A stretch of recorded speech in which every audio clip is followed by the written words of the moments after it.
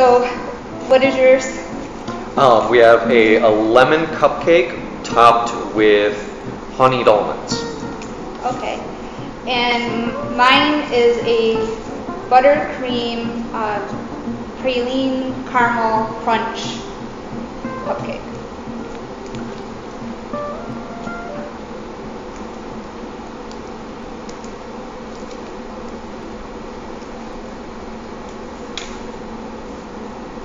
What am I doing?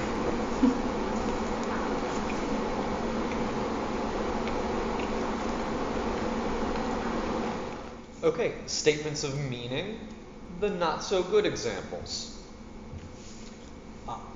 This cupcake is delicious. I love it. This is yummy. This is really great because I didn't have breakfast. Statements of meanings, better examples.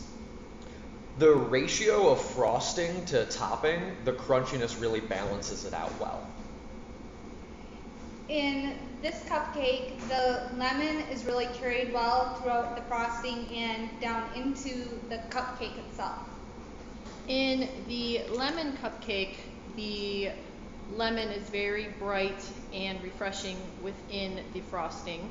And in the caramel cupcake, the addition of the caramel within the actual cake itself made it very moist.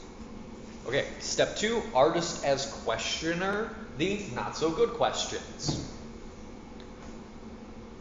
I tried something new with my frosting. Was it too light? No. No. Okay, thank you. That's it for my questions. Okay. I could never get the caramel sauce that I injected inside to turn an amber brown, yellowish brown like it's supposed to turn. Did you notice? Yes. Yeah, but I thought it was the moisture of the cake. Okay. Better examples, because these promote dialogue. I tried something new with my frosting. Do you think that the frosting was too light in comparison to the cupcake? Did it stand up to the texture? I think that the lightness of the cupcake frosting actually made it less sweet and made me feel like I could eat the whole cupcake, so it wasn't too heavy, so I think it was well balanced. I felt like it was really light and actually made me want to finish the cupcake. I think that it's like a perfect balance. I could never get my caramel to turn the amber brownish yellow that it was supposed to turn. Has anybody ever made a caramel sauce? And do you have suggestions as to how to make it turn the amber brown that it's supposed to be? I don't, but someone out there might. The only success I've had in creating some kind of caramelization, not that I've used it for like a caramel recipe, is when I work with brown sugar in a long reduction time. Okay, maybe I will do some more research, or maybe one of you knows. Perfect. Neutral questions, the not so neutral versions. Your cupcake has a lot of stuff on top. Do you think it's too busy? Well, I thought that it made it unique. Okay. Did you mean to make this frosting so rich? Well, I thought it was for a special occasion, so rich was good. And why did you pick such a weird, bright yellow color for decoration? Well, because the flavor's lemon. And then more actually neutral questions. Your cupcake is very sweet. Did you do something to balance that against the rest of the flavor? Well, actually, when I first made them, my son was eating them and he said, "Mom, this is really sweet." And then I remembered that I forgot to sprinkle the sea salt on top.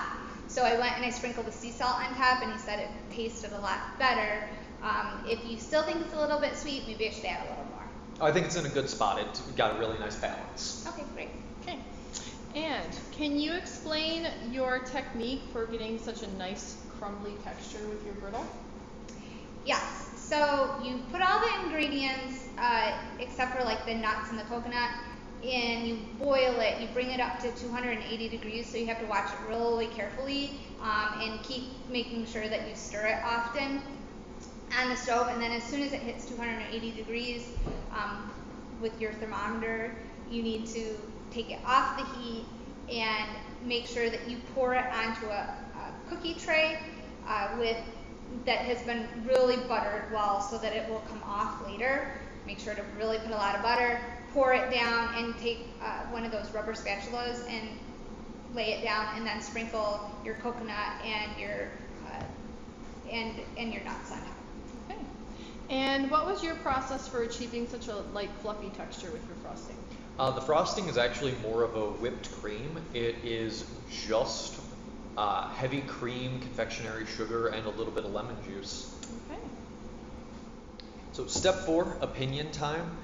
Now, if your group is super immature and you don't think they can handle it, then you can choose to forego step 4. I have only ever had to do that with one class, and other than that, I've never had an issue with students being disrespectful during opinion time.